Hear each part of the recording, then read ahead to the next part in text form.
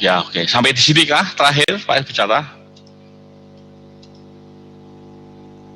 Ini ya. Betul, Pak. Halo, Pak. Gitu. Bentar. Halo. Sampai di sini kah?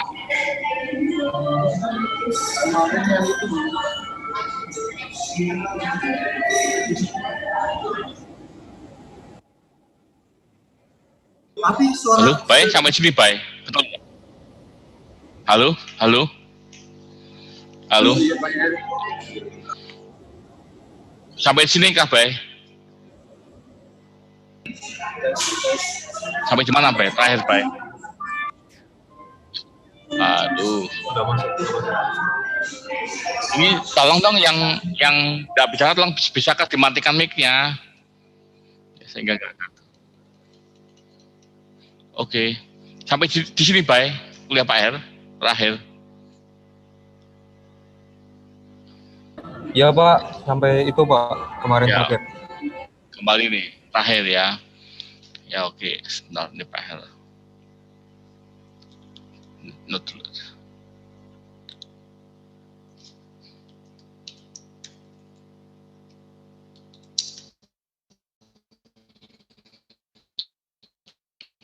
Nol satu ya P, 02 apa 01 P? Ini 02 apa 01 kelasnya? 01 Pak. 01 Pak. Ya, oke.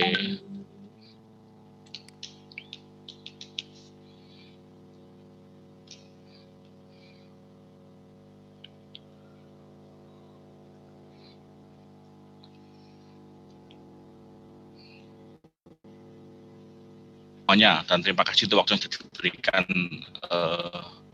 di sore hari ini ya. Nah, kita mulai sama-sama.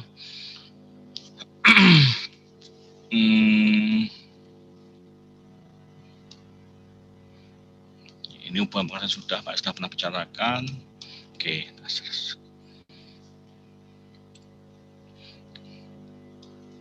Pak skip yang ini ya. Nah, sekarang kita mau lihat yang bagian ini. Dari mulai project versus operational work ya. Jadi di dalam slide ini ya dirinya bahwa organizations perform work to achieve a set of objective. Ya, in many organizations the work performed can be categorized as the project or operational work gitu. Nah, di dalam project ya sekali bahwa ada banyak stakeholder di dalamnya. Sekaligus stakeholder ini yang pasti satu dari sisi owner, yang kedua bicara mengenai tim dari di pelaksanaan ataupun di perencanaan begitu kan. Nah, dikatakan bahwa sebetulnya mereka dibentuk dengan tujuan satu, yaitu achieve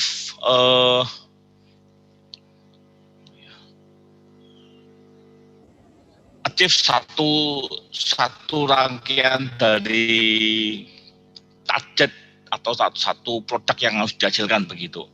Nah, memang secara prinsip kalau di PMBOK mereka memberikan dikatakan these two types of work share number characteristic of as follows. Nah, yang pertama organisasi di project itu dibentuk atau dibangun ya bisa satu diawali dengan beberapa individu. Ya. Artinya kalau misalkan kita bicara di level pelaksanaan, ya kita bicara satu yang pertama dibutuhkan yang namanya 1 PM, ya project manager. Kedua, barangkali di level yang berikutnya ada manager, ya.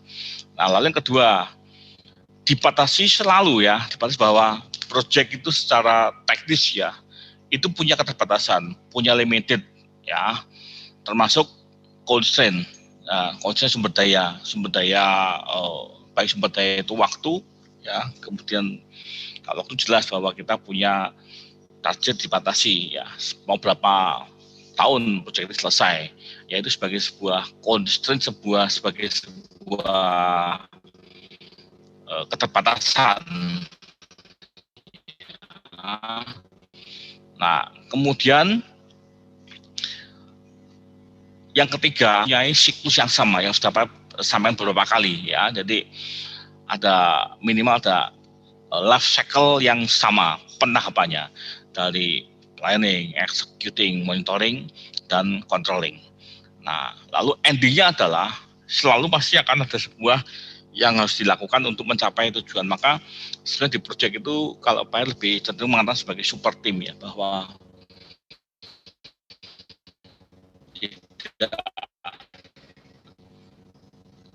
meskipun ada perencana, ada pelaksana, tetapi tidak ada perencana itu. Kalau cara bekerjanya bukan sebagai sebuah super team, maka setiap bagiannya akan berlomba-lomba berkompetisi bahwa saya yang menang begitu. Ya, justru yang tidak diharapkan. Kalau demikian, proyek akan rusak begitu kondisinya. Ya, sehingga targetnya atau limitnya itu pasti tidak akan dikendalikan. Ya, sekali lagi bahwa bagaimana memanage limited ini untuk mencapai tujuan di dalam running sebuah project begitu ya. Nah, kemudian projects and operation differ primarily in the Indian operations ongoing and produce seperti products, services or result begitu. Nah, hierarki di dalam project itu memang sejauh ini kita kan ketahui bahwa project kemudian ada pekerjaan, tapi sebetulnya ada sebuah hierarki yang menggambarkan skop atau ruang lingkup di mana bagian-bagian bekerja. Satu ya, project itu diturunkan di dalam beberapa sub pekerjaan atau paket pekerjaan ya. Misalkan aja persiapan di dalamnya kita mesti punya sebuah rincian sub-sub dari persiapan dari clearing, pembersihan, kemudian barangkali juga penguasaan lahan. Nah, kemudian level kedua adalah kita bicara mengenai task force. Task force itu hierarki yang ketiga. Task force bicara mengenai tanggung jawab apa yang ada di paket pekerjaan. Lalu di level yang keempat itu adalah activity, ya, yang apa yang dikerjakan di setiap paket pekerjaannya. Ada project, ada works, kemudian ada task force, lalu ada yang namanya adalah activity. Activity itu bagian yang paling kecil di level hierarki project. Nah, kemudian kalau kita bicara mengenai project itu perlu Pak beri highlight bahwa project konstruksi khususnya tidak pernah repetitif, artinya tidak pernah bisa, artinya tidak pernah berulang, bukan tidak bisa, tapi tidak pernah berulang. Ya, karena kita punya constraints, punya obstacle yang berbeda-beda, pasti berbeda juga di dalam memberikan respon untuk mencapai targetnya. Ya, nah sebagai contoh ya, sama-sama Pak bercerita nih bagian dari paket pekerjaan yang tipikal ya untuk gedung ya. Tipikal lantainya ya sama-sama secara ketinggian sama, tapi berbeda fungsi ya. Satu hotel, satu lagi adalah building untuk education begitu. Secara kompleksitas sangat kompleks hotel dibanding dengan building untuk for education begitu. Nah, dengan tim yang sama ya, ternyata apa yang coba Pak desain ya, cara pengelolaannya tidak dapat diulang pola pengelolaannya sih gitu, karena kompleksitasnya sudah berbeda ya. Artinya ada sebuah limited, ada sebuah constraint, ada sebuah obstacle di dalamnya begitu ya. Mungkin kalau misalkan aja kalau kita bicara mengenai building for education ya, mengenai finishingnya mungkin saja saya pakai tidak akan sedatil penelitiannya di bekerja pada hotel begitu ya.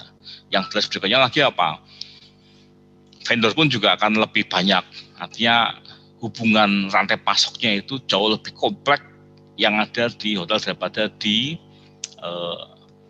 building for education begitu Nah, kemudian dari dua contoh ini ada sebuah highlight yang saya ingin sampaikan bahwa project khususnya for construction itu not be repetitive, ya, tidak pernah bisa diulang begitu ya. Nah, kemudian berikutnya projects along with team members and often the opportunity are temporary and ya. Selalu sifatnya adalah sementara ya. Saya project dimaknai bahwa selalu dia punya sebuah limited waktu, artinya bicara mengenai keterbatasan, ada masa-masa harus berakhir. Meskipun kita mungkin lihat satu proyek bisa 3-5 tahun, nggak multi years, itu kan cukup panjang ya, proyek yang memang dikerjakan dengan skema paymentnya atau mungkin skema waktunya menggunakan multi years atau tahun jamak begitu. Tetapi lagi-lagi pasti akan ada sebuah milestone yang menentukan kapan dimulai dan kapan harus berakhir ya begitu. Nah, lalu yang berikutnya lagi, contrarily, operation work is ongoing and sustains the organization over time. Operation work doesn't terminate when its current objectives are met, but still follow new direction to support the organization strategic plans begitu.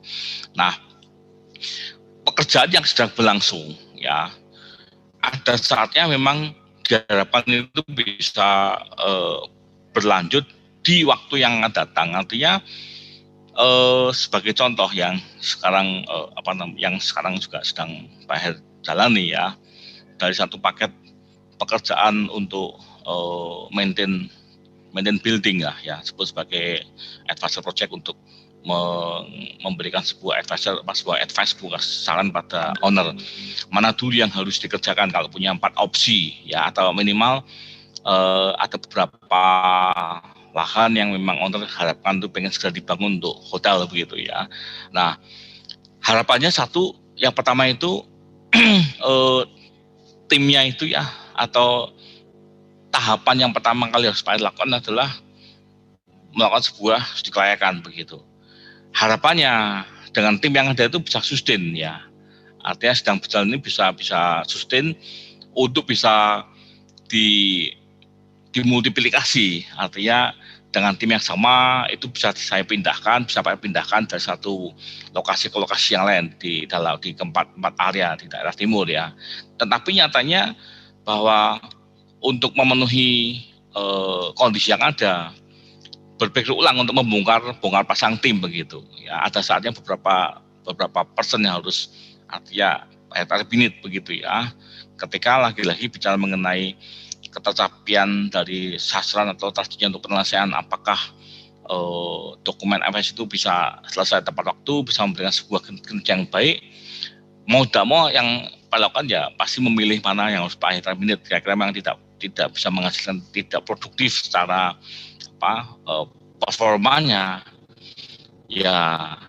Tentunya lagi-lagi bicara mengenai akankah FS ini selesai tanpa ada sebuah unlimited waktu ya, artinya tidak terbatas sementara ketika tidak ada batasan waktu.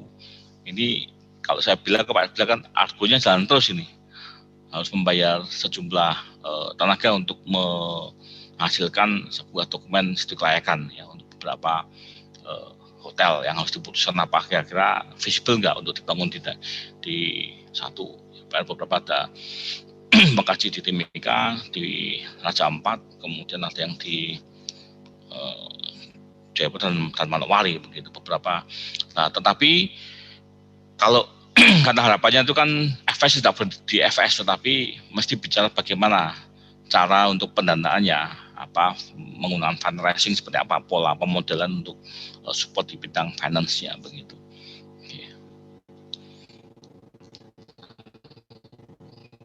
Terus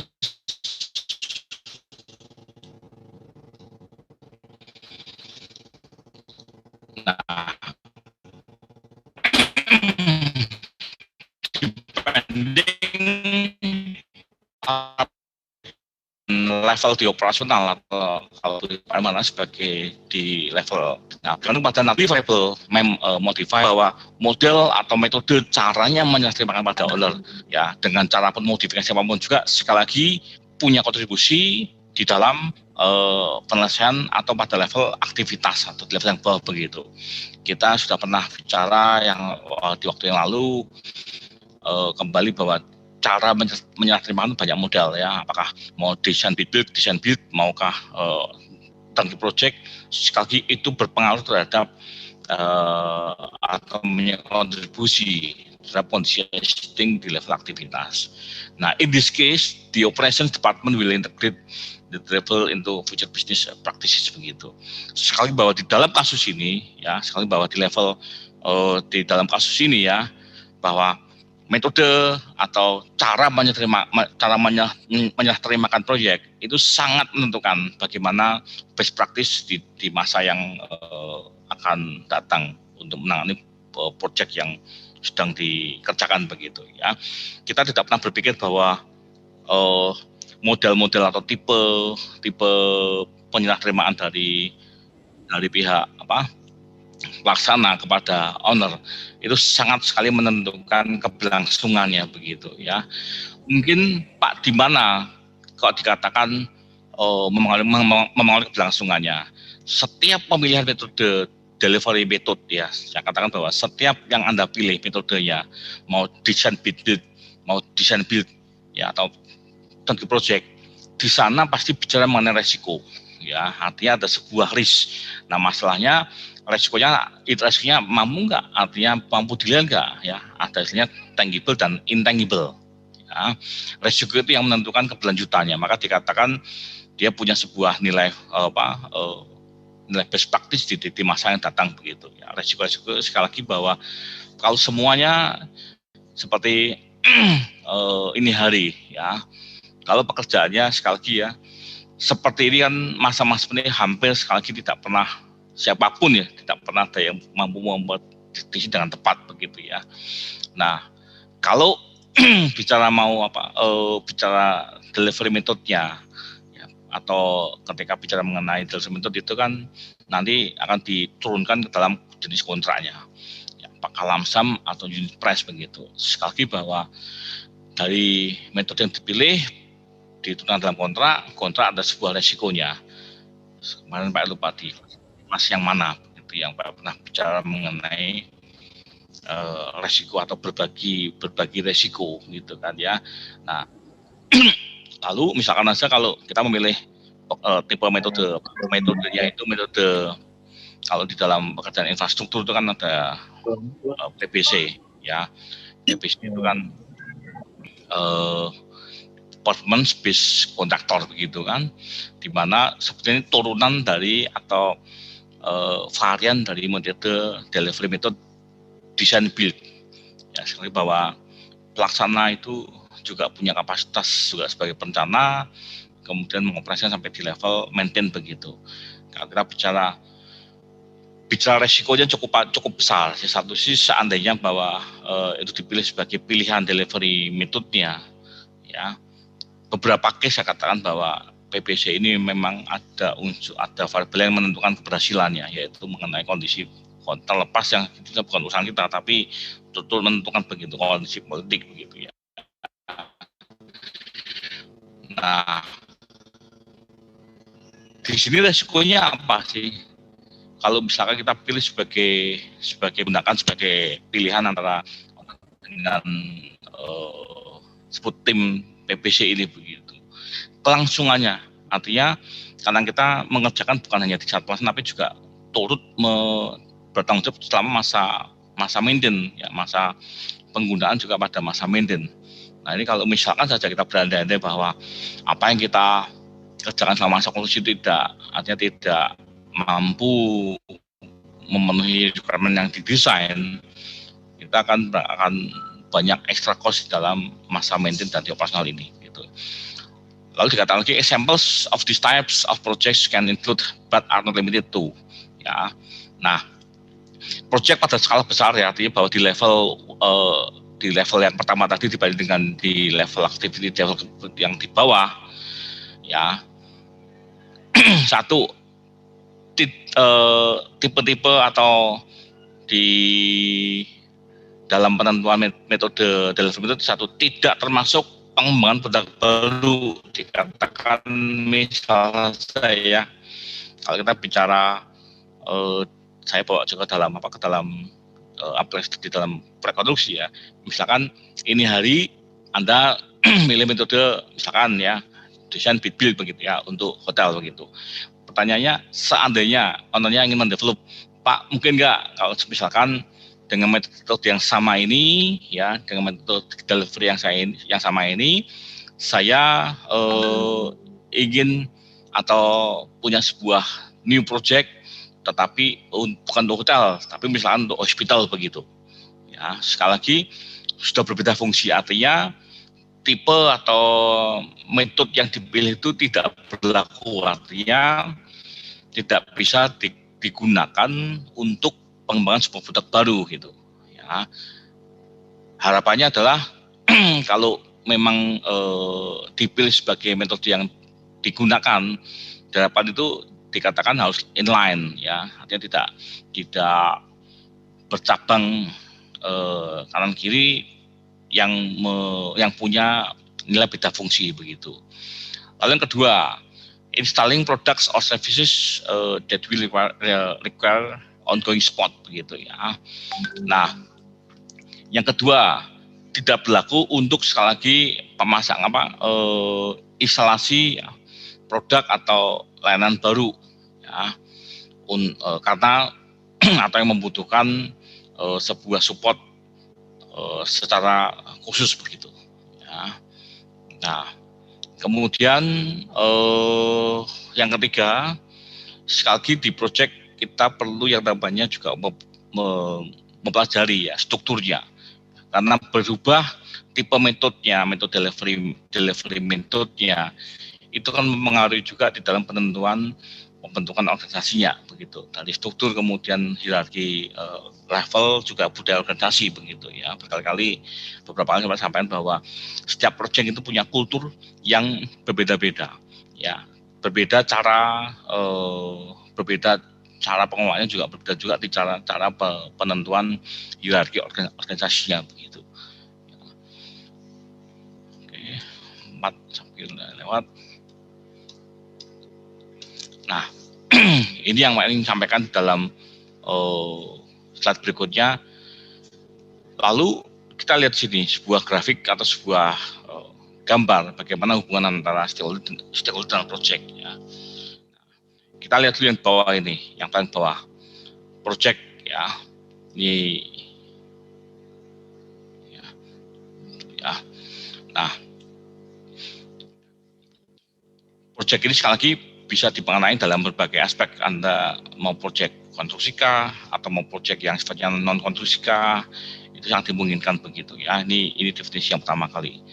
Nah, di project ini mau tidak mau kita lihat di ada sebuah intake, sebuah masukan bahwa berangkat dari project ada sebuah kebutuhan namanya project team ya. Nah, project team ini punya sebuah turunan ya, atau punya sebuah hierarki atau ada sebuah support yang namanya yang bertanggung jawab di dalam satu project. Kemudian yang kedua, tidak sendiri PM ini tapi juga butuh support yang dikatakan sebagai PM team ya. Ya, PM team ini kalau di dalam project beberapa kali ya saya katakan ada banyak tipe, ada banyak model yang kita bisa kembangkan. Apakah ada sebuah guideline, apakah sebuah keharusan secara standar bahwa setelah PM itu harus SM lalu ada SE, hierarkinya demikian. Tetapi secara legal memang tidak ada sebuah ketentuan bahwa harus PM, setelah itu baru SM, tidak ada, tapi mensupport kebutuhan dari PM ini ya. Project itu ya pasti kita butuh satu yang namanya SM kalau set engineer, kemudian juga chief inspector, lalu bagian QC, bagian procurement, itu sebagai sebuah bagian yang mensupport dari PM ini.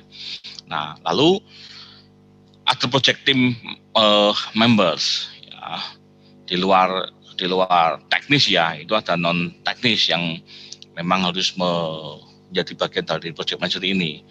Satu ya, kadang kala kita mungkin agak asing dengan istilah supply chain atau rantai pasok yang sebetulnya dibutuhkan. Ya, bagaimana mendesain rantai pasok ini supaya efisien. Artinya kalau kita bicara kebutuhan baja tulangan, Anda punya proyek misal sebut saja di misalkan ya sebut di Semarang, opsinya apa sih atau pasukan apa yang mau dipilih atau dari mana begitu. Meskipun kita tahu bahwa banyak merek baja tulangan, tadi mulai namanya Krakatau Steel kah, Hanil Master, kemudian Interworld, tapi kita mesti mempertimbangkan yang pasti itu kan pasti harga sebagai main faktornya ya. Tetapi sisi lain kalau kita sudah melibatkan satu lagi variabel mau ke arah desain green building, kita mesti bicara seberapa jauh sih jaraknya gitu. Kita mesti mendesain sebuah pola rantai pasok.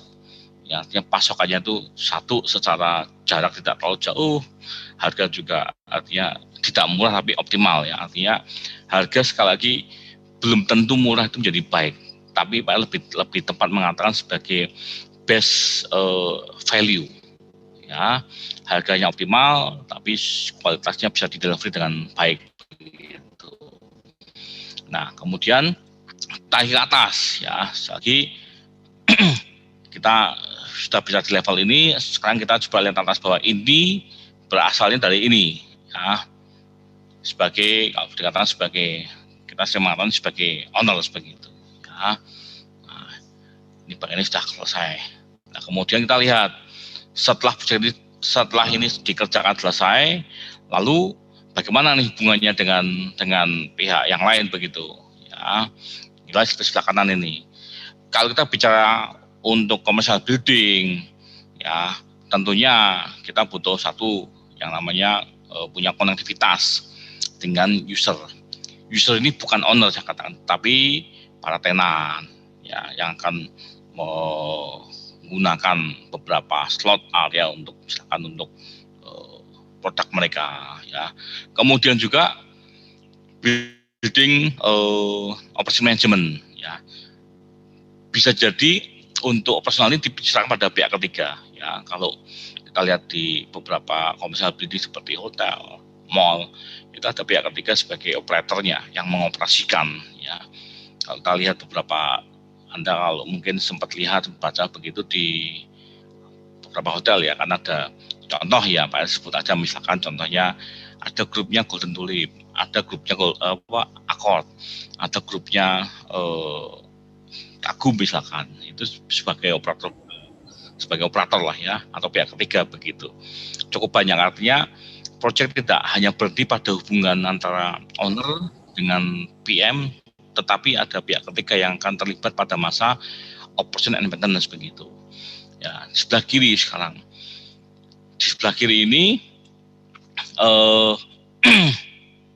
kalau ada istilah program manager ini, bisa jadi bahwa kalau kita bicara sekarang ini, ternyata beberapa building itu ada yang buildingnya sudah ada, tetapi didesain menggunakan smart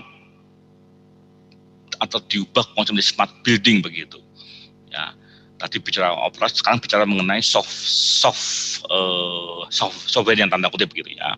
Jadi pakai misalkan aja contoh itu kalau kita bicara saya berhubungan dengan BIM ya, sekarang sudah beberapa building sudah menggunakan smart material atau smart system begitu ya. Contoh ini prinsip bicara ya, kalau kita ke sebuah gedung, kadang-kala kita menjumpai ya ada kerusakan toilet, lazimnya itu kan pasti akan nanti dari pihak barangkali pihak pengguna atau mungkin bagian engineering itu laporkan, Pak ini toilet lantai 5 rusak. Tapi sekarang sudah berubah polanya, beberapa sudah berubah polanya. Jadi semua aset semua utility yang dipakai itu diberikan identity dalam bentuk QR code. Ada kerusakan satu utility itu cukup dengan memotret atau men-scan QR code-nya, akan disampaikan secara langsung oleh sistem ke bagian teknisi, lalu teknisi akan merespon. Ya, sehingga dalam hal ini ada satu sebut tanda kutip sebagai event organizer sebagai program manager. Ya. Nah, ini adalah contoh hubungan project dengan pihak yang lain begitu. Ya. Oke.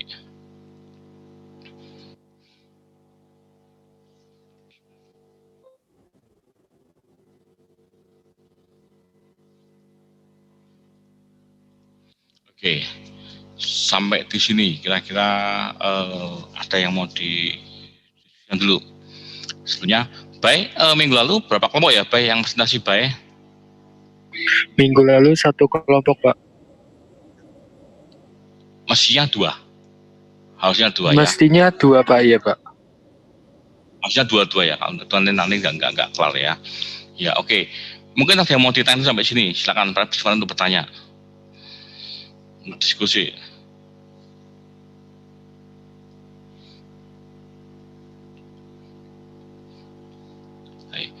Oh ya, sedikit ya Pak, mungkin sambil nunggu yang apa, kalau ada yang mau bertanya ya.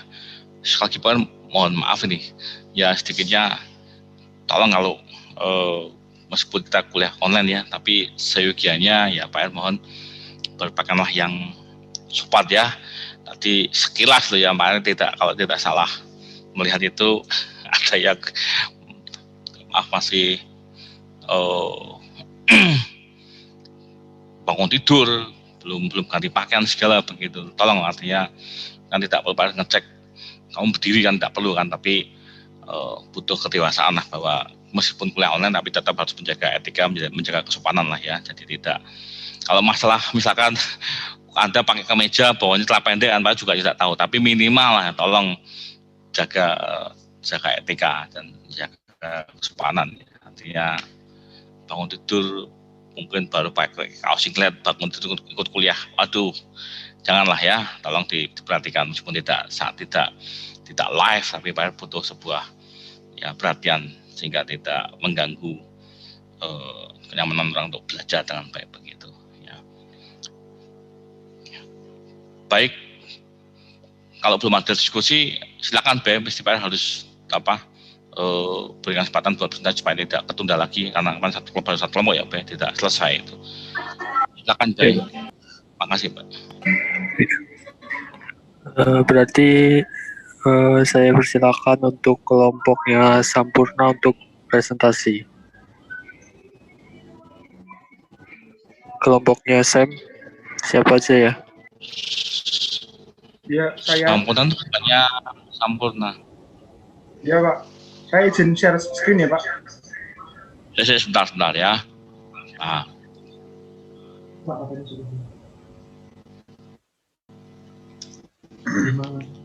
Bukannya tadi malam bukannya Enas juga presentasi ya, mata kuliah apa ya Mas ya? Itu Pak HK. Kalau ini kan manajemen proyek. Iya. Sorry. Maaf. Karena beberapa ikuti orang yang sama ya, maaf. Iya. Oke, silakan Enas, Pak sudah buka itu. Ya, baik Pak. Iya, share screen. Aku.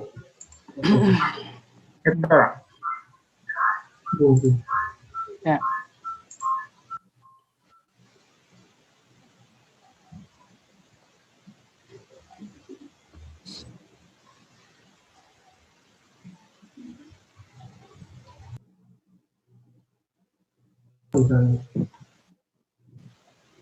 Enas siap? Siap. Kakak? Halo, oke, siap. Suara aku masuk ya? Supaya tidak menggema, nanti menggaung itu. Mungkin dibantukan salah satu kalau bersama-sama.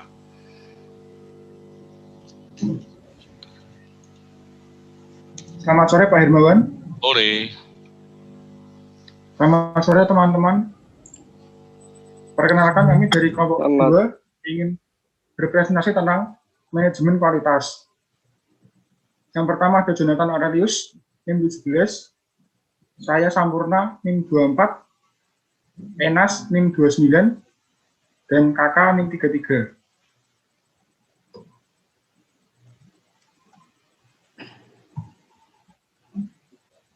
Outline. Yang pertama manajemen kualitas. Yang kedua tahapan manajemen kualitas. Yang ketiga perencanaan kualitas. Yang keempat output yang dihasilkan dari perencanaan kualitas. Yang kelima penjaminan kualitas. Yang keenam output penjaminan kualitas. Yang ketujuh pengendalian kualitas. Yang kedelapan Pareto analisis.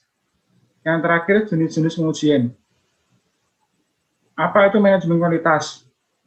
Manajemen kualitas adalah proses untuk menjadikan mutu dan menjamin proyek untuk dapat memenuhi kebutuhan yang telah disepakati oleh aturan-aturan tertentu, ya ini mengenai kualitas, prosedur, maupun guidelines. Selanjutnya,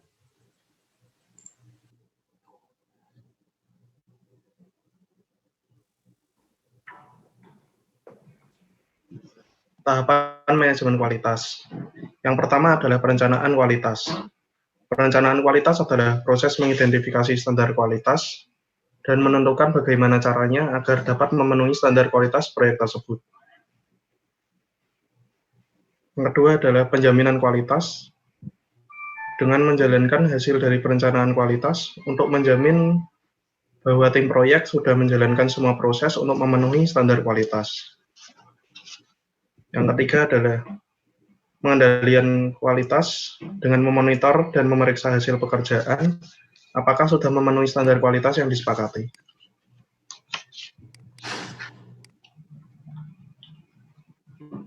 Perencanaan kualitas secara umum adalah kemampuan mengantisipasi situasi dan menyiapkan tindakan yang menghasilkan sesuatu yang diinginkan, sehingga diperlukan rancangan yang berkualitas dan dapat mengomunikasikan beberapa faktor yang diperlukan untuk memenuhi beberapa permintaan pelanggan dengan cara pencegahan cacat atau defect, dengan memilih bahan yang tepat, dan menanamkan pengertian tentang mutu. Output yang dihasilkan dari perencanaan kualitas adalah yang pertama, quality of management plan, yaitu dapat didokumentasikan secara formal maupun informal, namun harus dapat menjadi tuntunan agar proses maupun produk proyek menjadi lebih berkualitas. Yang kedua adalah quality of checklist. Quality of checklist adalah daftar hal-hal yang harus dilakukan dalam rangka memenuhi kualitas proyek. Selanjutnya,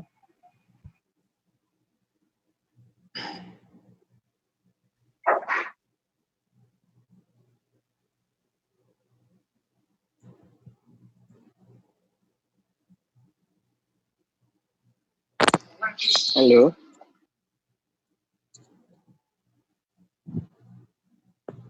Oke, yang kedua adalah penjaminan kualitas. Penjaminan kualitas itu mencakup mutu aktivitas, semua yang berhubungan dengan pemenuhan standar mutu yang sepadan dengan proyek. Sasaran ada beberapa sasaran adalah untuk meningkatkan mutu yang berkelanjutan. Yang pertama adalah benchmarking. Benchmarking merupakan suatu ide atau gagasan mengenai peningkatan kualitas dengan membandingkan kinerja atau karakter suatu produk terhadap kegiatan berupa baik dari segi internal maupun dari eksternal dari sebuah organisasi. Yang kedua adalah quality audit. Gambaran terstruktur dari penerapan manajemen kualitas yang kompleks yang guna mengevaluasi standar pengendalian mutu pada saat ini atau pada saat masa depan. Proses ini dilaksanakan untuk menjamin adanya peningkatan yang signifikan dari baik berbagai aspek, sehingga penggunaan sumber daya ini dapat digunakan seefektif dan seefisien mungkin. Next.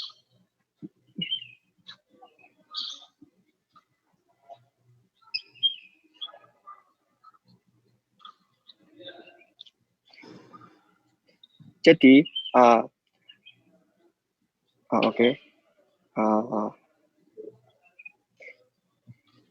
Jadi penjaminan kualitas itu proses ini dapat berlangsung secara interaktif dengan membuang semua aktivitas yang tidak memberi nilai tambah.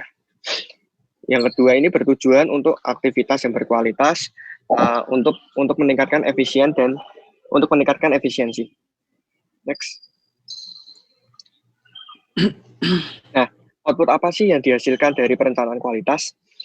Yang pertama adalah request change.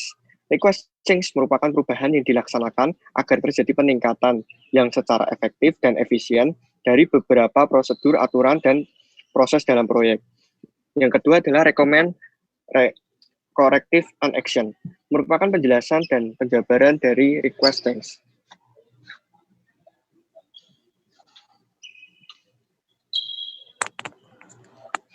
Yang ketiga adalah pengendalian kualitas. Ya, pengendalian kualitas itu dilakukan untuk selalu mengawasi agar produk yang dihasilkan merupakan produk yang berkualitas dan dilaksanakan setelah adanya produk yang dihasilkan seperti keputusan penerimaan, tindakan korektif, dan perbaikan proses. Hal ini harus selalu dan wajib dilaksanakan saat proyek berlangsung. Pengendalian kualitas atau quality control ini sering dilakukan oleh Departemen Quality Control ya, atau serupa pada unit organisasi yang ikut berjalan dalam proyek tersebut, walaupun sebenarnya tidak harus dalam hal tersebut seperti itu. Next. Nah, dalam pengendalian kualitas ada beberapa alat dan teknik untuk pengendalian mutu. Antara lain ada pemeriksaan, kontrol grafik, diagram kontrol, dan Pareto diagram. Sebentar. Nah, pemeriksaan ini melingkupi suatu kegiatan seperti pengukuran dan pengujian yang dilakukan untuk menentukan apakah hasil memenuhi persyaratan atau tidak. Lalu ada kontrol grafik, yang mana kontrol grafik disajikan dalam bentuk diagram kontrol, seperti itu. Yang mana diagram kontrol adalah tampilan grafik hasil dari waktu ke waktu dari sebuah proses. Gitu. Yang ketiga adalah diagram kontrol. Diagram kontrol ini digunakan untuk menentukan apakah proses yang sedang berjalan itu dalam kendali atau tidak. Umumnya, diagram kontrol ini digunakan untuk melacak aktivitas berulang, tapi diagram kontrol juga dapat digunakan untuk memonitor variasi biaya dan jadwal. Volume dan frekuensi perubahan lingkup, kesalahan dalam dokumen proyek atau hasil manajemen lain untuk membantu menentukan apakah manajemen proyek proses masih dalam kendali atau tidak. Nah, yang keempat adalah Pareto diagram. Pareto diagram ini adalah sebuah histogram berdasarkan frekuensi kejadian menunjukkan berapa hasil yang dihasilkan oleh jenis atau kategori tertentu. Pareto diagram ini akan dijelaskan lebih rinci lagi dalam slide berikutnya. Boleh next. Nah, Pareto diagram ini termasuk dalam Pareto analisis ya. Nah, Pareto analisis ini dilaksanakan untuk mengidentifikasi faktor-faktor yang penting yang berkontribusi terhadap munculnya masalah kualitas dalam sistem yang sedang berjalan. Next. Nah, dalam Pareto analisis ini terdapat alat bantu dalam pelaksanaannya, yaitu diagram Pareto, yang merupakan histogram yang membantu identifikasi dan penentu prioritas area masalah yang sedang dihadapi. Boleh di next lagi, tersebut di slide ini terdapat diagram berikut adalah Pareto diagram ya. Kalau yang dapat kita lihat ada login problem, sistem clock up, sistem is too slow, dan itu adalah beberapa masalah yang terjadi dalam proyek pada contoh diagram ini. Karena di sini adalah login problem yang kita harus soroti, maka grafiknya akan tinggi seperti itu. Boleh next. Ya, yang terakhir adalah jenis-jenis pengujian. Jenis-jenis pengujian ini terdapat empat langkah. Yang pertama adalah unit testing, system testing, test integration, dan user acceptance testing. Unit testing adalah menguji tiap komponen secara individu untuk memastikan bahwa komponen tersebut tidak memiliki cacat sedikit pun. Jadi unit testing itu dilakukan dengan cara mengecek setiap unit satu persatu, yaitu agar tidak ada cacat sedikit pun. Yaitu. Lalu setelah dilakukan unit testing, ada yang namanya sistem testing. Sistem testing ini adalah untuk menguji keseluruhan sistem sebagai suatu entitas. Jadi setelah satu persatu dicek ya. Lalu kita akan menguji sistem testing yang di situ akan dicek seperti fungsinya, lalu yang keseluruhan sistem seperti itu. Dan yang ketiga adalah test integrasi. Nah, test integrasi ini adalah terjadi antara pengujian unit dan sistem untuk pengujian unit sistem ya, unit testing tadi, dan sistem testing untuk menguji fungsional komponen secara berkelompok. Nah, jadi setelah kita melewati 2 tahap unit testing dan sistem testing, kita akan melewati yang namanya test integrasi. Di situ produk-produk yang setelah di unit testing dan sistem testing akan diuji lagi, kita bandingkan dengan 2 kelompok seperti itu, produk A dan produk B yang sudah di unit testing, apakah itu berjalan baik seperti yang sudah diharapkan. Seperti itu. Lalu yang keempat adalah user acceptance testing. Nah, user acceptance testing ini merupakan pengujian independen yang dilakukan pengguna akhir sistem sebelum menerima sistem yang diserahkan. Jadi, produk sebelum kita serahkan ke istilahnya konsumen kita nanti, atau tujuan kita nanti memberikan produk itu kepada siapa, itu kita tes secara random seperti itu. Jadi kita mengambil produknya, kita tes apakah itu berjalan sesuai dengan yang sudah kita rencanakan seperti itu. Seperti itu, next. Nah, seperti itu presentasi dari kelompok kami. Atas perhatiannya kami ucapkan terima kasih. Terima kasih Enas untuk presentasinya. Saya kok tertarik dengan tadi yang 2 terakhir ya, Mas. Coba Mas Enas bisa tulis. Oh iya. Mungkin yang lain juga boleh bertanya. Saya tertarik dengan 2 slide terakhir yang terakhir. Lagi sebelumnya. Nah ini.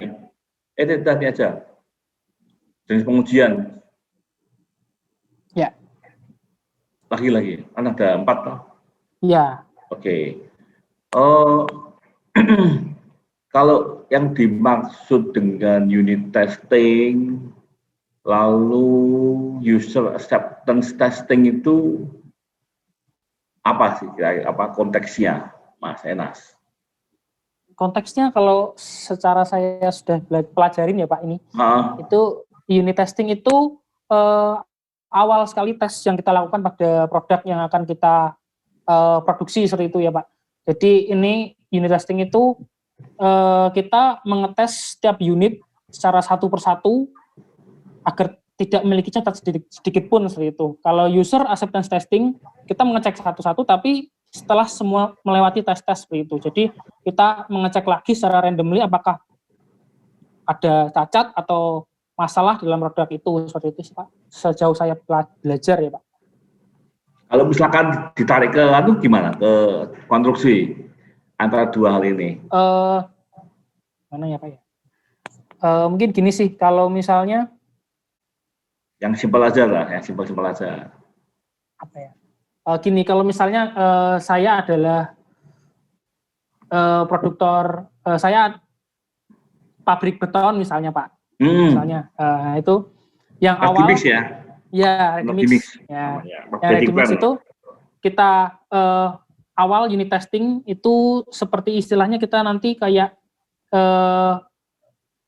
uji beton kita, seperti kayak slam test seperti itu. Itu nanti unit testing kita tahu apakah ada cacat atau tidak sesuai mutu yang kita harapkan seperti itu. Nah, lalu user acceptance testing ini begitu kita sudah selesai, kan kita ngasih itu produknya itu ke proyek ya, ke lapangannya. Nah, itu kita cek lagi apakah itu sesuai yang sudah dipesan dengan mutu yang kita harapkan atau tidak. Seperti itu sih Pak. Oke, ya saya kalau Pak boleh menangkap ya, jadi kan gini, tadi yang kamu sampaikan definisinya ya. Ya. Kalau kita bicara dalam konteks di dalam proses pekerjaan di badging plan ya, tuh kok malah. Ya. Nah, bisa di tangan dulu, slide-nya di tangan dulu. Slide-nya Mas Enas tolong di tangan dulu. Slide-nya. Sam, tolong Sam.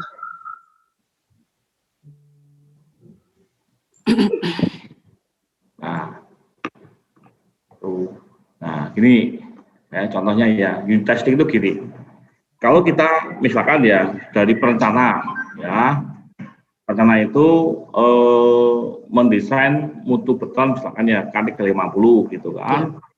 Nah, sebelum kita itu kontrak dengan salah satu vendor patching plan, kita kan mesti butuh itu perlu namanya make design. Kalau K350 seperti apa sih komposisinya, gitu kan? Itu unit testing. Nah, dengan atau kalau enggak kadang kita bisa minta trial gitu kan. Trial, kemudian komposisinya, kemudian juga apakah dibutuhkan enggak saat aktivitasnya begitu kan. Nah, kita minta itu, saya minta satu modul seperti satu contoh gitu ya, dari mulai dia loading, kemudian nanti dituang dalam akademik, kemudian kita uji selam, lalu kemudian kita akan buat benda uji begitu ya. Kita belum berkontrak itu, tapi kita pengen tahu komposisinya begitu. Nah, lalu kalau bicara user acceptance testing, kalau kita sudah berkontrak, kemudian sampai desain, ada sebuah sistemnya sekarang. Apa sistem testingnya? Setiap truk masuk, ya, itu pasti harus ada yang namanya selam tes diminta. Sedikit menurut belakang, kalau sebelum selam tes itu pasti ada surat jalan dulu itu yang dicek nomor truk sekian, berapa kubik, segelnya itu sudah terbuka atau belum. Nah, itu pertama kali. Itu bagian dari sistem. Tahap kedua adalah selam tes. Selam tes setelah itu baru kita minta atau kita bisa menentukan jumlah truk berapakah yang akan diuji untuk membuat benda uji beton. Itu sistem. Nah, sistem itu nanti hubungannya apakah bisa nggak diterima oleh user itu sebagai tes atau cara pengendalian yang bisa diterima, ya, atau tingkat keberterimaan namanya. Kalau kita bicara mengenai di pengujian ini, kita bicara mengenai tingkat keberterimaannya. Bisa diterima nggak? Artinya dengan sistem yang sudah kita set dari awal, ya, dari termasuk mencatat di dalam surat jalannya, tes, kemudian berapa kita minta untuk kita buat uji, kemudian tunggu beberapa hari ya, 28 hari, nanti kemudian apakah bisa dapat atau tidak memenuhi spek yang sudah ditentukan oleh perencanaan. Itu bagian dari jadi berangkat dari unit, kemudian sistem sampai ke user acceptance testing atau tingkat keberterimaannya.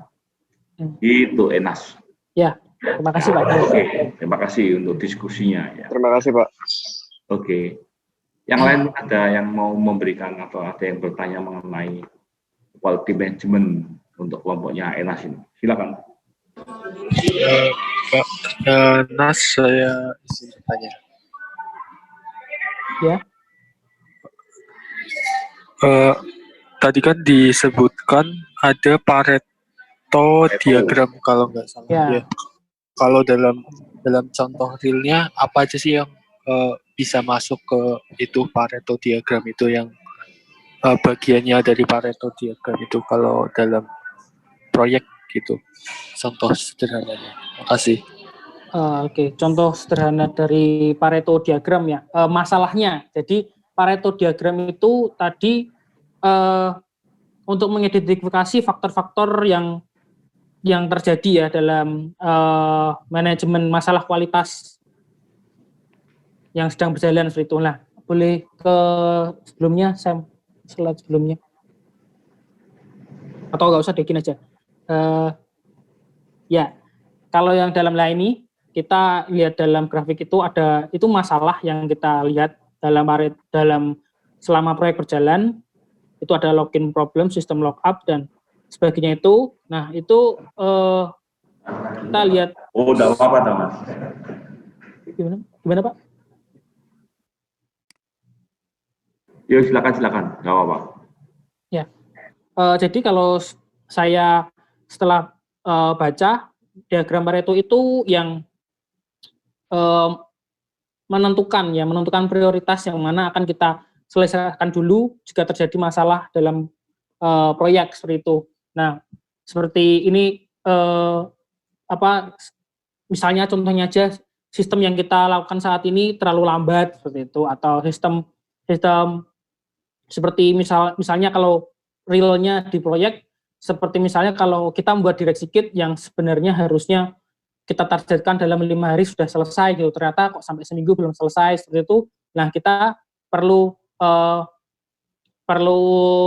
mengidentifikasi seperti itu. Jadi ini tuh masalahnya di mana dan kita akan segera selesaikan masalah itu, seperti itu. Seperti itu sih, Bayu. Oke. Terima kasih, Nos. Ya, ada lagi yang ingin didiskusikan. Ya, mungkin sedikit ya Pak Irwan mempermasukkan ya. Mungkin Pak Irwan di kelas apa ya? Kelas Menpo sebelah atau di kelas HK ya. Jadi ada kelompok yang menyampaikan itu dengan disertai dengan sebuah kasus begitu ya, prakteknya begitu, sehingga barangkali bisa ditambahkan untuk next kelompok begitu ya. Begitu masukan dari Pak Her begitu. Terus yang kedua ya, ada ini menjadi hal yang penting sebetulnya. Ini kan semua yang kamu sampaikan itu kan pasti bukan muncul dari pure ide kamu kan.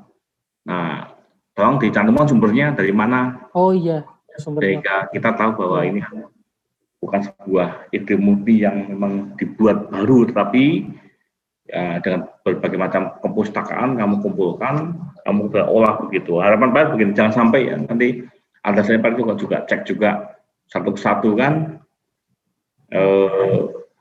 jangan copy paste atau memindahkan, atau bahkan parahnya itu ada juga yang membuat presentasi hanya mengganti nama, padahal itu sudah pernah dibuat oleh orang lain, diganti nama saja. Jangan seperti itu ya, tolong dipahami konsepnya, dipahami kaidah-kaidah etika penulisan ya, gitu. Itu dari Pak Her. Terima kasih. Terima kasih Pak. Terima kasih Pak Her. Ya, sama-sama. Berikutnya Pak ya.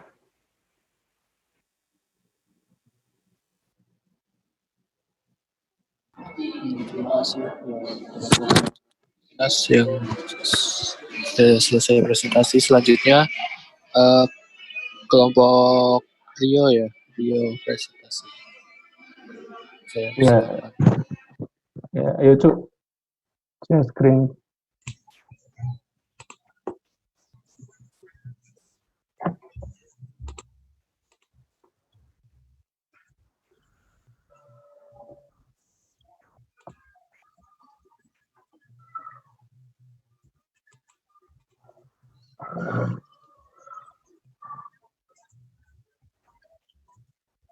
Baik, selamat sore Pak Irmawan dan teman-teman semua. Selamat sore. Ini siapa? Kelompoknya apa ini? Kelompok 3, Pak. Siapa aja anggotanya? Perkenalkan, kami dari kelompok 3. Yang pertama ada saya, Icuk Triyono, NIM 17B10121. Kemudian ada Iqbal Kesario, NIM 17B10095. Kemudian ada FX Agas, NIM 130. Dan yang terakhir, Ricardo, NIM 138. Di sini kami akan mempresentasikan tentang manajemen pengadaan. Manajemen pengadaan sendiri memiliki pokok bahasan, yaitu ada 10. Yang pertama, definisi manajemen pengadaan. Yang kedua, tugas-tugas bagian pengadaan. Yang ketiga, peran bagian pengadaan dalam berkompetisi. Yang keempat, prosedur pengadaan. Yang kelima, pembelian rutin dan pembelian sistem tender lelang. Yang keenam, faktor-faktor memilih supplier. Yang ketujuh, cara meranking supplier. Yang kedelapan, memilih supplier baru. Yang kesembilan, mengelola hubungan dengan supplier. Dan yang terakhir adalah membina atau mengembangkan kemampuan supplier. Kemudian, manajemen pengadaan itu sendiri adalah proses memperoleh barang ataupun jasa dari pihak di luar organisasi. Dan juga proses-proses yang dilakukan untuk mendapatkan barang atau jasa yang dibutuhkan sebuah proyek dari luar organisasi yang didukungnya. Kemudian tahapan manajemen pengadaan itu sendiri meliputi 6 aspek. Yang pertama ada perencanaan pembelanjaan dan pengadaan. Yang kedua, perencanaan kontrak kerjasama. Yang ketiga, permintaan respon dari distributor. Yang keempat, ada pemilih distributor. Yang kelima, administrasi kontrak kerjasama. Dan yang keenam, penutupan kontrak. Kemudian, untuk bagian perencanaan pengadaan itu sendiri, berupa identifikasi kebutuhan proyek mana yang dapat dipenuhi oleh produk atau layanan dari luar organisasi. Untuk bagian rencana manajemen pengadaan, seperti sendiri ada informasi yang terkandung di dalamnya, seperti panduan tipe kontrak yang meliputi yang pertama, template dokumen-dokumen manajemen pengadaan. Contohnya RFP, SUW, dan lain sebagainya.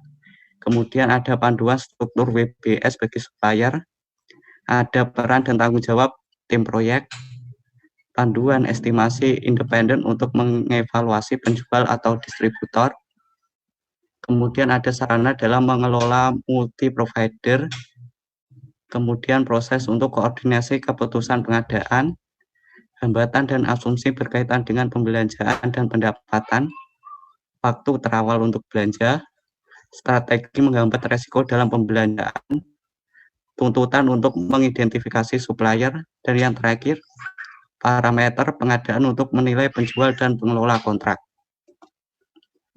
Pembagian dalam manajemen pengadaan itu sendiri kita bagi ada 8. Yang pertama, pembagian pengadaan. Yang kedua, tugas-tugas bagian pengadaan. Yang ketiga, proses pembelian. Yang keempat, kriteria pemilih supplier. Kelima, teknik memilih supplier. Keenam, menilai kinerja supplier. Ketujuh, portofolio hubungan dengan supplier. Dan yang terakhir, langkah pengembangan supplier. Yang kedua, bagian pengadaan. Tugas manajemen pengadaan itu berdasarkan tujuan melakukan proses pembelian barang dan jasa. Kedua, menyediakan barang dan jasa dengan harga yang murah, berkualitas, dan terkirim tepat waktu. Terus, secara umum, merancang hubungan yang tepat dengan supplier. Kedua, memilih supplier. Ketiga, memilih dan mengimplementasi teknologi yang seterusnya memelihara data item yang dibutuhkan dan data supplier, melakukan proses pembelian, mengevaluasi kinerja supplier. Terus yang klasifikasi bagian pengadaan, itu klasifikasi bagian pengadaan secara umum. Yang pertama, bahan baku dan komponen untuk kebutuhan produksi. Kedua, capital equipment atau mesin dan peralatan jangka panjang lainnya. Yang ketiga, maintenance, repair, and pricing atau MRO, supplies seperti suku cadang, mesin, dan sebagainya. Terus yang ketiga, kegiatan pengadaan. Pada tahun 1974, kegiatan pengadaan dianggap sebagai kegiatan pendukung atau menurut Amer. Yang kedua, pada tahun 1980-an, kegiatan pengadaan adalah kegiatan yang strategis. Yang pertama, semakin tahun persaingan semakin ketat. Kedua, ikut berperan dalam menciptakan inovasi produk dan jasa. Keunggulan,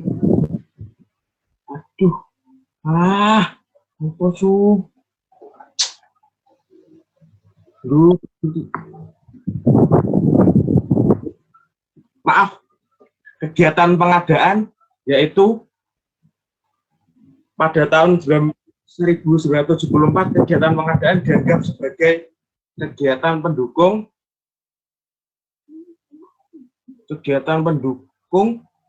atau menurut Amer. Yang kedua, pada tahun 1980-an kegiatan pengadaan adalah kegiatan yang strategis. Semakin tahun persaingan semakin ketat. Yang kedua, ikut berperan dalam menciptakan inovasi produk dan jasa. Keunggulan bagian pengadaan, yang pertama dari segi ongkos, 40% hampir 70% dari produk air. Yang kedua, kualitas produk dari bahan baku dan komponen. Yang ketiga, dari segi waktu pemilihan supplier untuk kirim barang. Next.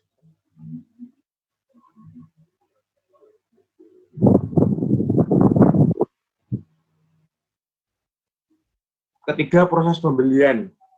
Pembelian rutin yang pertama, buat PR atau pre-order atau MR atau material requisition atau dokumen pembelian. Terus yang kedua, buat PO dan kirim ke supplier, kirim kopi ke gudang, user, dan keuangan. Terus yang ketiga, kirim konfirmasi sisa tidaknya pesanan dipenuhi, kalau bisa kirim sesuai persetujuan. Yang keempat, lakukan monitoring dan percepatan pengiriman bila perlu. Kelima, terima barang dan lakukan inspeksi bersama bagian kualitas. Keenam, lakukan pembayaran. Next. Pembelian tender atau lelang. Yang pertama, user mendefinisikan kebutuhan barang atau jasa.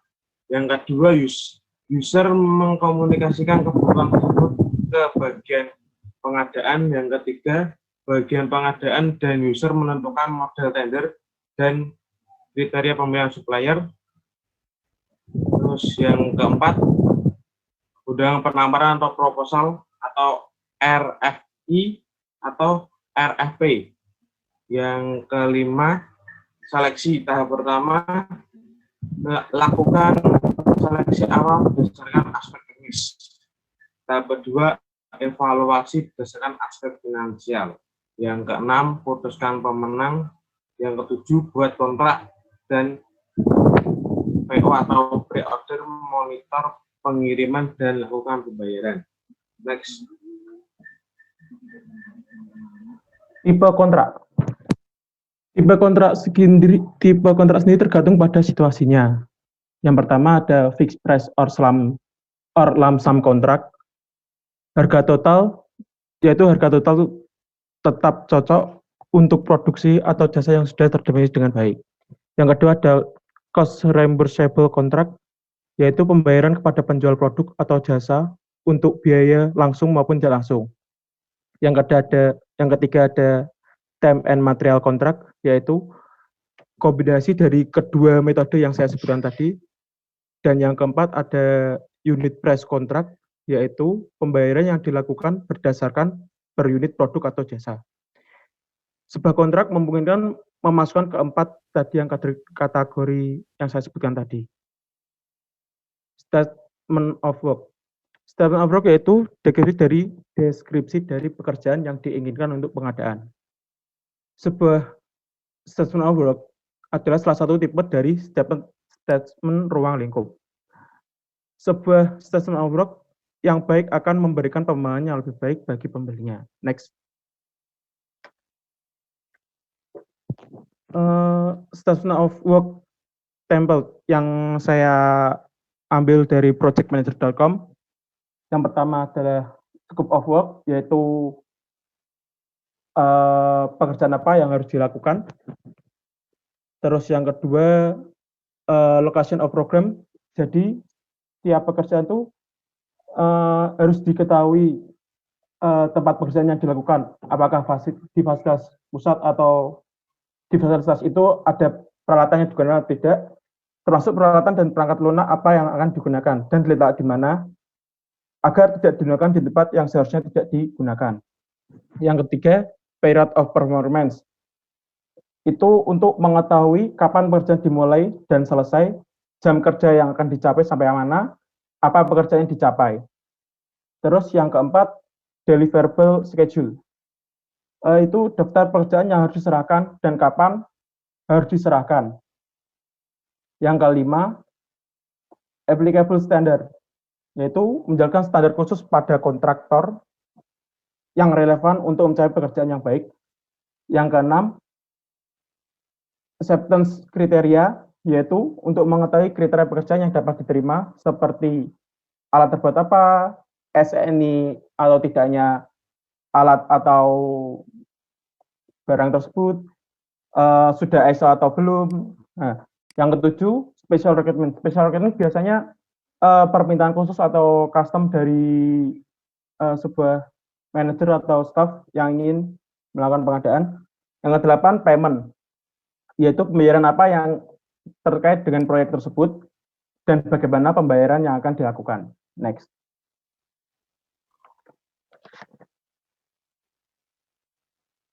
Kriteria pemilihan supplier. Kriteria yang digunakan mencerminkan strategi supply chain maupun karakteristik dari item yang akan dipasok. Secara umum, kriteria dasar antara lain kualitas barang yang ditawarkan, harga, dan ketetapan waktu pengiriman. Namun, menurut Dickson sendiri memberikan kriteria tersebut. Dalam penelitian Dickson mengirimkan kuesioner ke 273 staf-staf dan manajer-manajer yang ada di Amerika. Dengan total 170 respon yang memberikan tanggapan, didapat 23 kriteria utama yang digunakan oleh manajer dan staf-staf pembeli dalam memilih supplier. Kriteria tersebut berdasarkan urutan tingkat kepentingannya, seperti kualitas dengan skor kepentingan 3,5. Jadi, staf dan manajer itu memberikan skor maksimal yang ada di skor tersebut, seperti yang ada di kualitas, delivery, performance, history, warranties and claim policy, price, technical capability, dan lainnya yang ada di bawah tersebut. Next.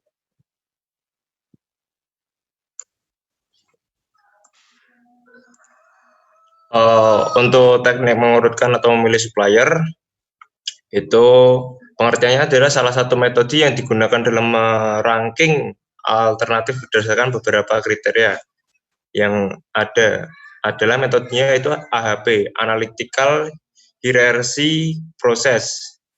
Itu ada beberapa kriteria. Yang pertama, tentukan kriteria pemilihan. Yang kedua, tentukan bobot masing-masing kriteria. Lalu identifikasi alternatif supplier yang akan dievaluasi. Lalu evaluasi masing-masing alternatif dengan kriteria di atas. Hitung nilai berbobot masing-masing supplier. Urutkan supplier berdasarkan nilai berbobot tersebut. Jadi, untuk urutannya sendiri, di sini contohnya dalam inovasi, itu kriterianya ada teknologi, tim R dan D. Itu bobotnya sendiri, itu minimal 0,082 dan 0,082. Untuk supplier pertama, itu meraih bobot atau mendapatkan bobot 0,723, dan tim R&D-nya itu 0,143. Lalu supplier selanjutnya, supplier kedua itu meraih bobot 0,193 dan 0,429. Lalu supplier ketiga itu meraih bobot paling sedikit. Jadi kita dapat mengurutkan dari supplier pertama untuk bobotnya sendiri, nilai bobot paling bawah, itu dari semua kriteria ada waktu kirim, kualitas, komunikasi, finansial, itu di total semua untuk mendapatkan bobotnya. Yang supplier pertama 0,418, supplier kedua 0,327, lalu supplier ketiga 0,248. Dari situ kita bisa menentukan bagaimana supplier yang dapat kita gunakan. Lalu untuk selanjutnya, menilai kinerja supplier. Ada beberapa poin untuk menilai kerja supplier. Itu yang pertama untuk dimonitor secara kontinu, jadi secara terus-menerus, lalu dilakukan sebagai bahan evaluasi yang digunakan untuk meningkatkan kinerja atau sebagai bahan pertimbangan mencari supplier alternatif. Lalu yang ketiga, mengalokasikan order di masa depan. Lalu penilaian kerja lebih pada kualitas, ketetapan waktu, fleksibilitas, dan harga. Penilaian perlu dikomunikasikan tiap bulan atau 6 bulan atau tahunan. Lalu untuk portofolio hubungan dengan supplier, yang pertama, tugas penting bagian pengadaan adalah menciptakan hubungan yang profesional dengan supplier. Yang kedua, tidak tepat menyamakan model hubungan antara satu supplier dengan supplier yang lain. Yang ketiga, faktor yang bisa digunakan dalam merancang hubungan dengan supplier. Yang pertama, metodenya adalah tingkat kepentingan strategi item yang dibeli bagi perusahaan atau supply chain. Yang kedua, tingkat kesulitan mengelola pembelian item. Lalu, langkah-langkah dalam pengembangan supplier. Ada beberapa langkah, yaitu ada 7. Yang pertama itu identifikasi komoditi yang kritis. Yang kedua, identifikasi supplier yang kritis. Yang ketiga, bentuk tim lintas fungsi. Yang keempat, lakukan pertemuan dengan pemimpin puncak dari supplier. Yang kelima, identifikasi proyek perbaikan. Lalu identifikasi alat ukur, target, milestone, dan deadline. Lalu monitor perkembangan dan lakukan perubahan strategis bila perlu. Untuk penyelesaian kontrak, itu mencakup verifikasi produk untuk memutuskan apakah semua pekerjaan telah komplit sesuai dengan kriteria. Yang kedua, aktivitas administratif untuk mengupdate seluruh catatan sebagai laporan akhir. Yang terakhir, mengarsip laporan untuk kepentingan masa datang. Itu penjelasan dari kelompok kami. Terima kasih atas kerjasamanya. Dan untuk Pak Er, terima kasih. Ya, silakan. Sebelum saya tanya, mungkin yang lain dulu. Tadi apa temanya, Mas? Sebenarnya pengadaan ya? Ya, pengadaan, Pak. Ya, oke. Silakan, Mas. Jangan sebelum saya tanya. Yang lain dulu. Permisi, Pak Er. Ya, baik. Tanya lagi. Tadi kan dijelaskan itu ada aspek teknis untuk menentukan pemenang tender, ada aspek teknis yang menentukan. Nah, saya pengen tanya aspek teknis itu yang ditinjau itu apa aja sih biar yang menjadi kayak nilai untuk memenangkan tender itu aspek teknisnya apa aja gitu. Terima kasih.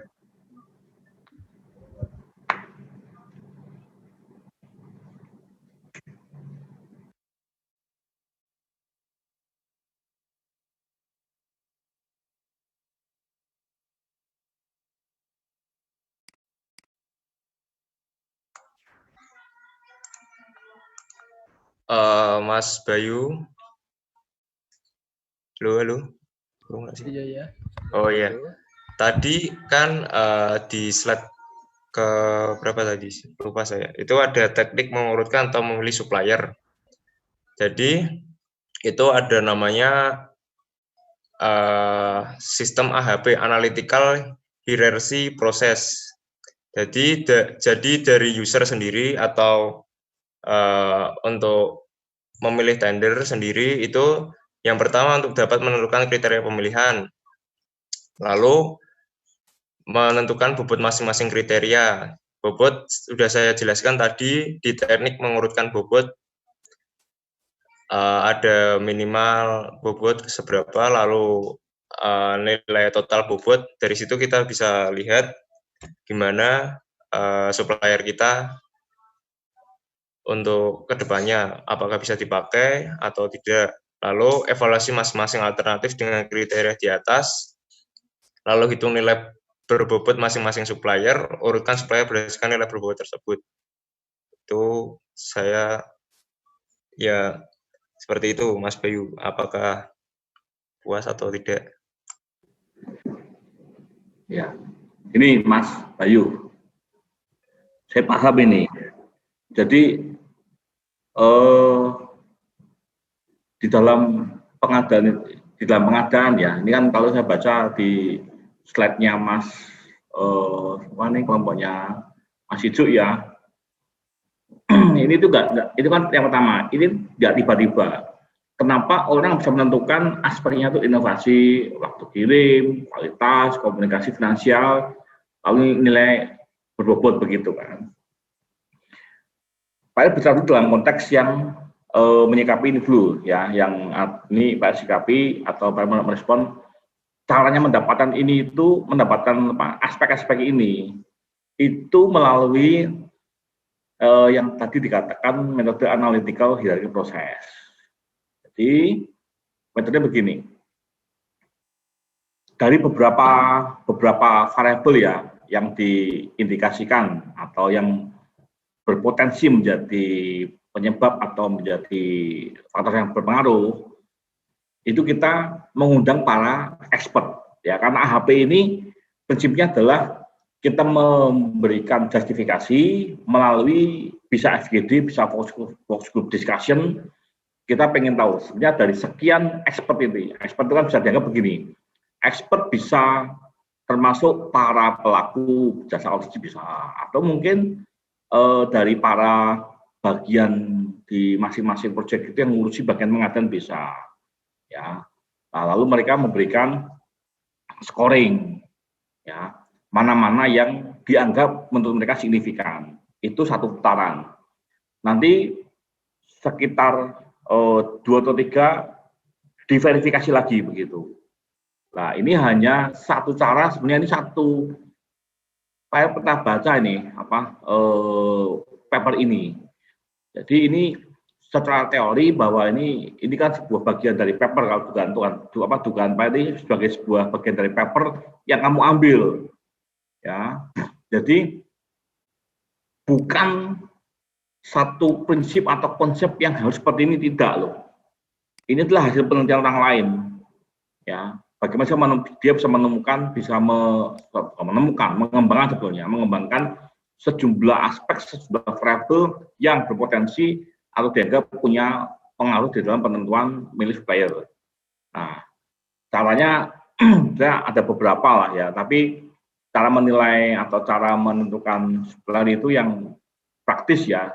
Tadi Pak sudah sampaikan ini sedikit teorinya menggunakan HP, bisa membobot item-item yang diduga atau berpotensi menentukan dalam pengadaan. Tapi best praktisnya itu begini, ada yang namanya sistem merit. Ya, jadi administrasi dan teknis. Bisa menangkap yang bedanya adalah aspek teknis itu apa sih yang dinilai begitu kan? Nah, ini baik. Salah satu yang dipakai itulah sistem merit. Kita membagi 2 bagian besar, admin dan teknis. Admin itu adalah mengenai kelengkapan legalitas. Ya, contohnya yang pasti 1 pendirian, kemudian yang 2 pengalaman pekerjaan, yang ketiga sumber daya manusianya punya nggak SKA, lalu yang keempat SBU-nya, ya. Nah kemudian setelah itu pengalaman pekerjaan yang paling besar apa begitu, itu administrasinya. Tapi teknis itu bicara mengenai di dalamnya ya, baik itu ada nilai penawaran, ya, kemudian metode kerja. Nah itu dibobot baik. Jadi yang admin itu bisa 60 atau 70%, tetapi yang teknis itu 40 atau 30% begitu. Nah, Pak, kenapa harus yang lebih besar itu di bagian adminnya? Kenapa tidak harganya? Nah, kalau sistem merit memang dibobot 60-70 atau 40-30, karena yang utamanya adalah konsep yang dibangun itu kan kalau adminnya itu benar, beres, ya artinya cara memaintain dokumennya itu benar, mestinya teknis pun juga akan mensupport apa yang dikerjakan di bagian administrasinya begitu. Nah, lalu apakah ada metode yang lain yang sebenarnya untuk memilih supplier? Kalau bagi swasta ya cenderung akan hanya melihat 1-2 variabel, 1 bicara mengenai nilai penawaran, yang kedua setidaknya yang seringkali yang dilakukan lah best practice itu kadang-kala hubungan baik, ya.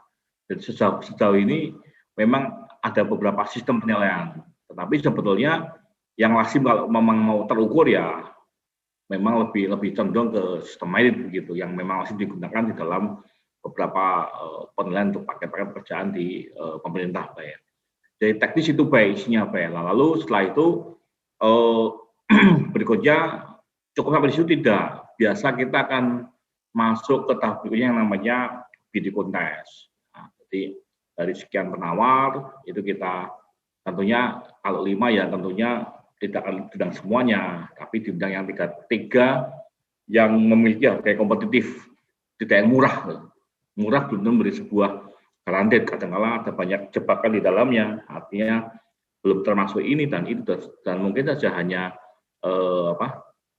backbone yang ditawar, tapi ternyata di dalamnya itu masih ada beberapa yang tidak ditawarkan, atau bahkan mungkin paling ekstrim, murah itu bisa jadi salah hitung juga bisa. Tidak selalu bahwa murah itu yang terbaik. Bisa jadi faktornya adalah salah hitung. Mungkin tak mungkin sekali. Ya, sangat dimungkinkan salah mengestimate, salah memberikan nilai penawaran. Begitu baik. Jadi kalau presentasi ya dibaca dulu konteksnya, caranya ini bukan sebagai sebuah harga mati ini kriteria ini, tetapi ini adalah hasil dari pekerjaan orang lain yang pernah menyusun penelitian, pengen tahu bagaimana caranya mengurutkan suppliernya. Nah, dia menggunakan metode AHP, Analytical Hierarchy Process. Maka didapatkanlah sekian variabel yang berpotensi dianggap punya pengaruh memilih supplier. Ini bukan konsep, ya, mesti dibedakan begitu. Ya, jadi jangan hanya lagi-lagi jangan hanya tambal sulam, artinya ambil sana ngambil sini digabungkan, tapi jadi tidak bunyi. Yang paling nggak paham itu ketika bicara mengenai pengadaan, kenapa bicara mengenai pemutusan kontrak, kan belum saatnya bicara mengenai atau tidak ada konektivitasnya itu, bicara mengenai pengadaan kok bicara lompatnya terlalu jauh begitu. Gitu baik.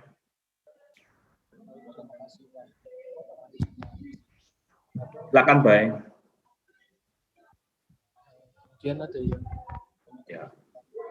Halo baik. Iya Pak Her. Ya bisa dipahami baik. Bisa Pak. Terima kasih Pak Her. Terima kasih juga Mas Ricardo atas kesempatannya. Terima kasih baik. Oke. Ada lagi yang lain yang mau ditanyakan untuk kelompok 2 ini?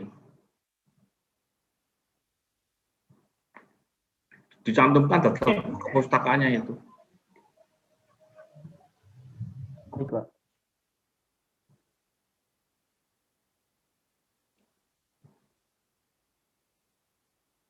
Ya. Silakan baik.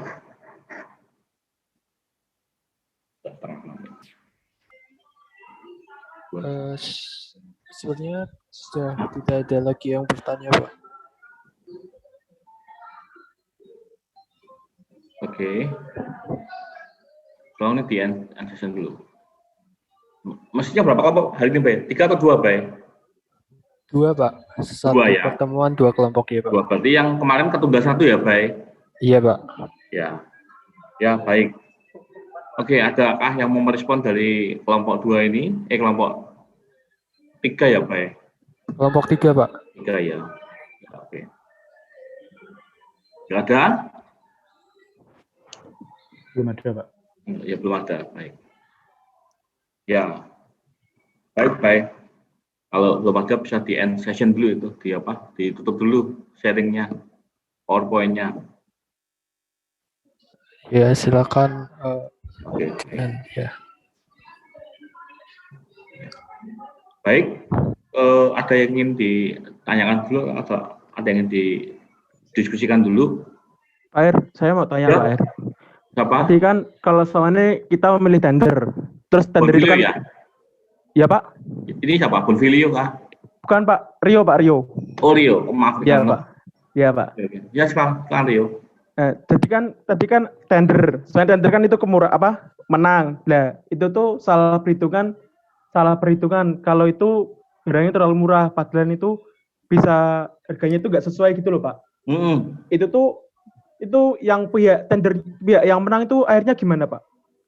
Jadi gini, yang pernah alami ya, untuk pekerjaan milik swasta tapi ya. Jadi pertama begini, dari owner sudah menghitung berapakah nilai owner estimate-nya, ya. Minimal itu sebagai acuan kita untuk melakukan pemilihan calon pemenang begitu ya. Nah, misalkan disebutlah ya. Sebut angkanya 1,1 M begitu ya. Nah, tapi dari 5 penawar itu ada 3 yang kompetitif begitu misalkan ya. Yang satu yang paling rendah itu harganya dia misalnya menawarkan sampai 600 juta begitu ya. Tapi yang kedua misalkan sekitar ya 905, yang ketiga misalkan 985. Nah, yang murah ini kan pasti kan yang paling rendah aja, jangan bilang yang paling murah, yang paling rendah kan diundang klarifikasi, tetapi memang menyatakan bahwa kami salah hitung begitu kan, lalu kan minta waktu perpanjangan untuk menghitung ulang, kami tidak izinkan begitu. Artinya kalau Anda salah hitung ya sudah, berarti fail, artinya gagal memberikan tawaran begitu Mas Rio. Ya, itu tidak secara etika dan profesional. Kalau satu meminta perpanjangan karena salah hitung, menjadi tidak benar kalau diberikan waktu perpanjangan untuk menghitung ulang tidak dibenarkan begitu. Oleh karena itu resikonya kita minta ya gagal perpanjangan batalkan begitu. Artinya tidak jadi pemenang. Kita langsung nomor 2 diklarifikasi lagi sesuai atau tidak begitu. Kalau dinegosiasi harganya dan memang masih tercover harganya, kalau oke akan kontrak, tapi ketika tidak ke yang nomor 3 begitu. Jadi sekali bahwa harga terendah bukan sebagai best choice ya, mesti perlu diklarifikasi lagi. Bisa jadi murah tapi ternyata ketika dilakukan di kontrak begitu akan banyak nambah begitu. Ini menjadi lebih besar lagi biayanya begitu. Jadi tidak selalu harga rendah menjadi the best choice atau winner, belum tentu. Klarifikasi. Kalau memang salah hitung ya sudah. Artinya juga bergantung juga pada jenis kontraknya ya. Kalau memang masih berani mengiyakan lamsam ya silakan dikerjakan sesuai gambar dan sesuai spek ya. Lagi-lagi bahwa itu saya sampaikan ada sebuah area list ya ketika bicara mengenai tipe yang mau dipilih. Tapi case-nya bisa jadi Mas ya salah hitung, opsinya tadi tetap maju, tidak mengerjakan yang digambar dan speknya, atau mundur. Itu aja Mas. Itu Mas Rio. Ya. Baik Pak. Ya. Terima kasih Mas Rio untuk responnya. Ya Pak, sama-sama. Ya, terima kasih. Ada lagi yang lain?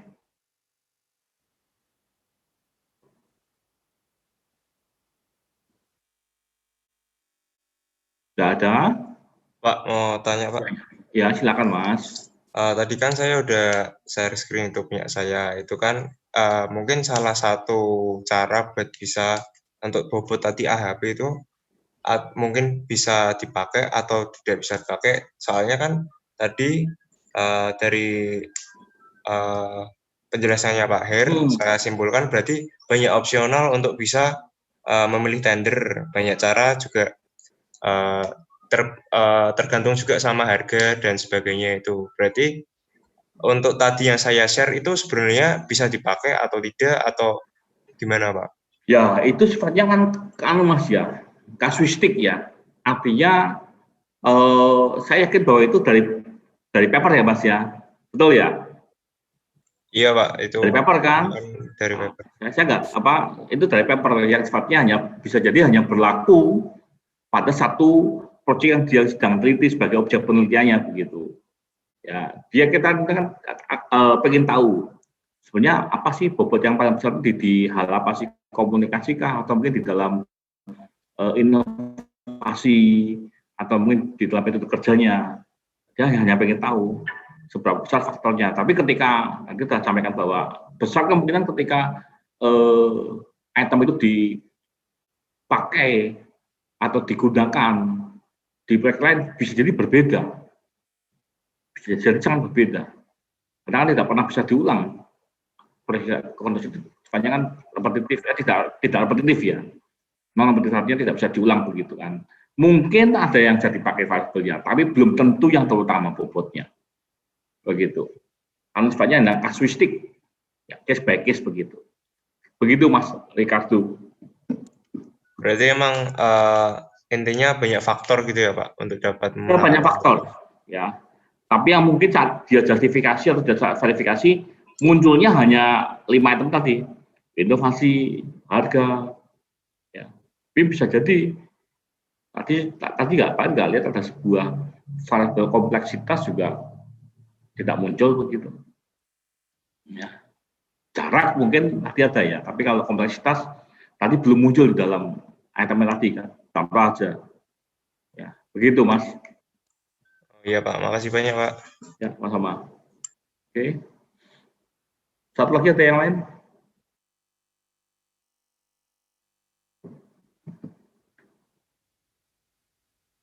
Belum ada? Saya belum, Pak. Ya, baik. Baik. Kalau demikian, terima kasih Bayu sudah mengorganize di kelas sore hari ini.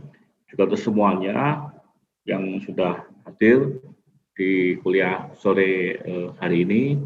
Dari Bayu mungkin ada closing statement, Bay.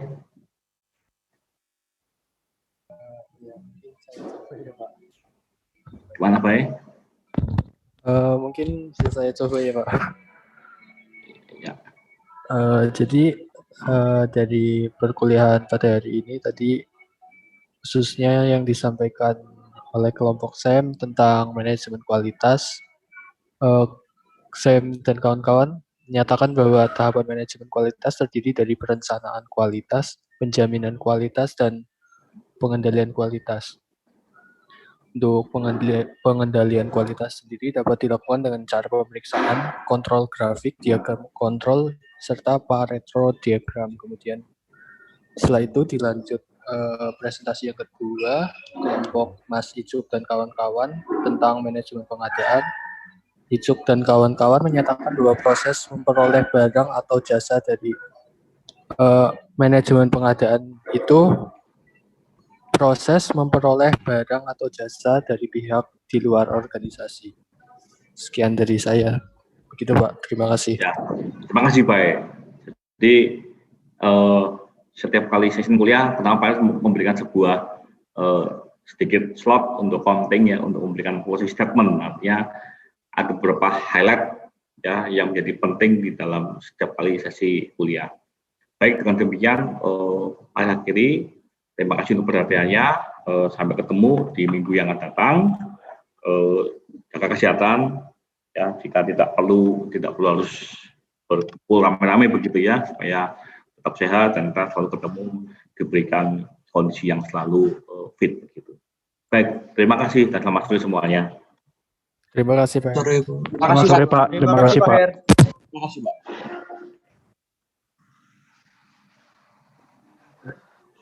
Terima kasih Pak.